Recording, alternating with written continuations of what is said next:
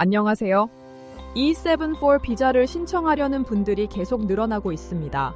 특히 2025년부터는 접수가 연중 언제든지 가능해지면서 신청자가 많아지는 만큼 심사도 점점 더 까다로워지고 있는데요. 오늘은 단순한 신청 방법이 아니라 실제 심사에서 보완 요청을 받는 사례와 주의해야 할 부분을 더 현실적으로 이야기해보려고 합니다. 신청했다가 예상치 못한 이유로 보완 요청을 받거나 심사 기간이 길어지는 경우가 많은데요. 비자를 준비 중이라면 이 부분을 꼭 체크하셔야 합니다.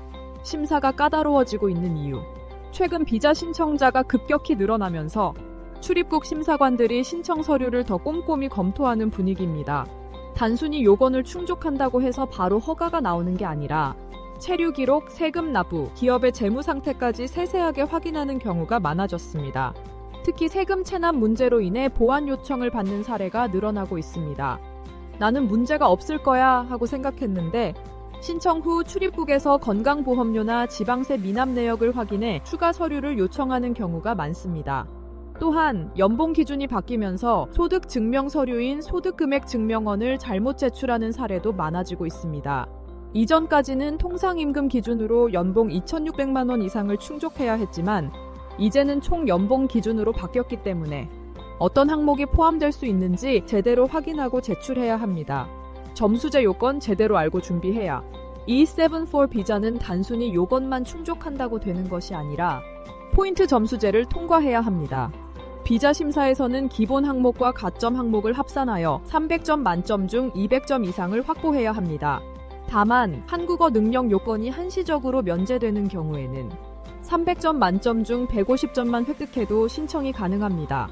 이 점수 기준을 충족하지 못하면 신청이 불가능하기 때문에 미리 본인의 점수를 계산해보고 부족한 부분을 보완해야 합니다. 한국어 능력 요건 면제. 하지만 문제는 2026년 12월까지 한국어 능력 요건이 면제되면서 많은 분들이 한국어 점수 없이 비자를 받고 있는데요. 문제는 비자 연장할 때 한국어 능력이 필요하다는 점입니다. 처음에는 어렵지 않게 비자를 받았지만 2년 후 연장할 때 토픽 2급 또는 사회통합 프로그램 2단계 수료 증명서를 제출하지 못하면 비자 연장이 어려워질 수 있습니다. 이 부분을 모르고 있다가 연장할 시점에서 당황하는 경우가 많을 것으로 예상됩니다. 비자를 받은 후에도 한국어 공부를 미리 시작하는 것이 가장 확실한 대비책입니다. 또한 한국어 능력 없이 비자를 받은 경우 F3 비자를 통한 가족 초청이 불가능합니다. 따라서 가족 초청을 고려하는 분들은 이 점을 유념하셔야 합니다. 기업 추천서 기준도 더 강화되고 있습니다. E74 비자를 받으려면 고용주 추천서가 필수인데 최근 들어 기업의 재정 상태나 고용 안정성도 함께 평가하는 사례가 늘고 있습니다. 특히 기업이 최근 1년 내에 급여 체납 이력이 있거나 고용보험료 체납 기록이 있다면 추천서가 제출되더라도 심사에서 불리하게 작용할 수 있습니다.